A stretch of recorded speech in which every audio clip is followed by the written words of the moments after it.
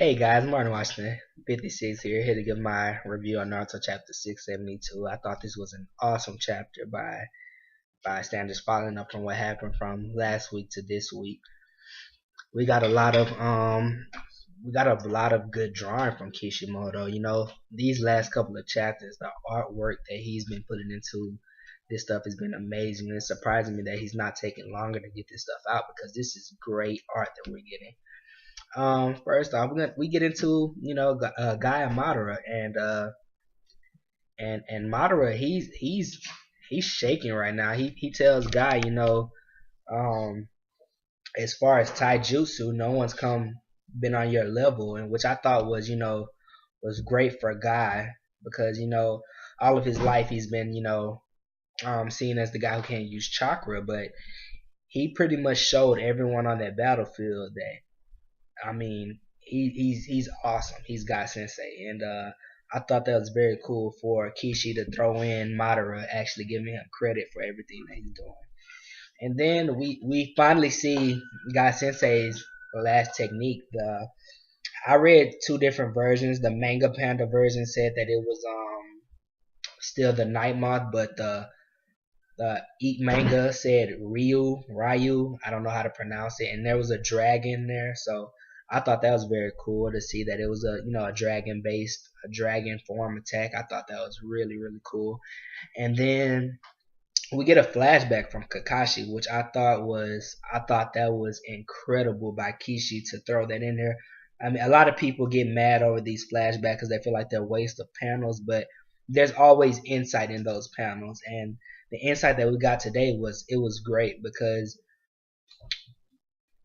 they showed Kakashi and Guy, and Kakashi was going into the Ninja Academy, and of course Guy didn't get into the Ninja Academy. He failed his exams, which to an extent it's great paralleling by Kishi to show the relationship between Guy and Naruto. Just like Naruto, Guy failed. He was a failure, considered a failure up until his entire life. But he worked hard and became what we saw on those panels today. He became the eighth gate, which I thought is so incredible. It speaks volumes to what the overall message that Kishi is sending us, that hard work is in essence what it takes to be great in the world. And another thing I want to get into with Guy Sensei going 8 gates. I mean, what he did to Madara, he basically left him without half of his rib cage, half of his body, and so that brings up the question, you know, if Guy did this in 8 gates to Madara, and the only way Madara survived was because he has Hashirama's cells inside of him, so he instantly regenerated. But if it wasn't meant for that, Madara would be dead right now, I'm assuming. And if Guy can do that to the strongest shinobi in the world right now, what could he have done to some of these other characters that were, not even close to what Madara is? Like Pain, Nagato, the entire Nagato arc, the entire Akatsuki arc. It seems like the kind of power that Guy had, he could have wiped them off the map quick, and that could have stopped this whole war before it even got started. But I just think that it's real great that that Guy finally gets the respect that he deserves, because he's one of my most favorite characters in the entire Naruto series. And then we get, of course, Naruto returning to the battlefield, which I thought was crazy. But right before they got there, we see him and Sasuke standing up, and Naruto has the sun tattoo on his palm, and Sasuke has the moon. And I thought that was great by Kishi. A little bit of foreshadowing, maybe to say that Naruto's the sun, which is light, and Sasuke is the moon, which is darkness. So are they gonna work together and end Madara's bid for power? And then are we gonna get a Naruto Sasuke part 2? Because we know that the sun and the moon, they need each other to work, but light and darkness, there's always gonna be some clashing in that aspect. So are we gonna get that? And then secondly, when Naruto shows up to the battlefield, Madara instantly notices that something's not right with Naruto. That this is not the same Naruto. He's a lot different, and I think that's so amazing because he's saying that Naruto is different, and he doesn't even have all of the Kyuubi chakra, all of the Tail Beast chakra.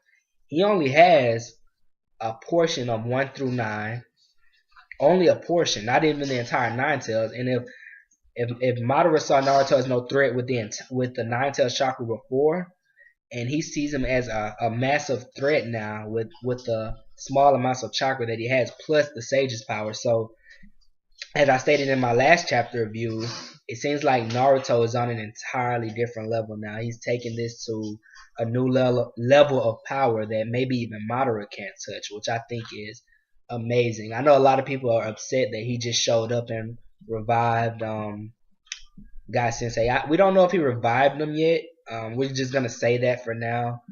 We don't know if he just prolonged his death or it looked like he's gonna revive him, which I don't have a problem because I don't want to see any more of the main characters die because I was really upset when Neji died. Neji's one of my favorite characters, and I thought that it was bad that he had to go. And then it just shows that Naruto is far beyond Madara Uchiha, and Madara with what he has now is I don't want to say unquestionably the strongest shinobi,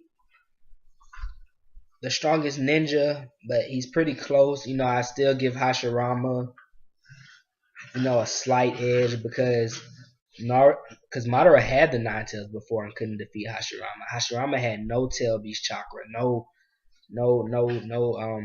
chakra from the Sage of Six Paths. He only had Ashura's chakra, and he was able to defeat Madara then. So I still give a slight edge to Hashirama Senju. Holding it down for the Senju Ashura side of the family. And then Naruto says he feels like he can change everything now. So that shows by Kishimoto that Naruto's on an entirely different level, and I'm really excited to see what we're gonna get in chapter 673. Maybe we get Sasuke on his way to the battlefield to show off what he has. And I'm really starting to get skeptical about this whole Rinnegan idea with Sasuke. I really don't think that he's gonna get the Rinnegan because I don't think that the Sage wants to see that power just floating out there anymore. Maybe he gets the ancient Uchiha Eye like Indra had, and he can make a complete Susanoo or something to that effect. But the Rinnegan is getting to the point now where it's becoming like, oh, he has a Rinnegan, cool. It's not as ancient and as mysterious as it once was when Jiraiya was describing it. Because first Jiraiya described it, and then we see Nagato with it, and then Obito has it, and then Madara has it, and then everybody in the fucking Naruto universe has it. So I don't want to see Sasuke get the Rinnegan. I think maybe he gets the ancient Uchiha. I think that should be enough to bring him up to par with what Naruto has become. But anyway, guys, leave me your comments. Like, subscribe. I'm Martin Washington 56, and you guys have a great day.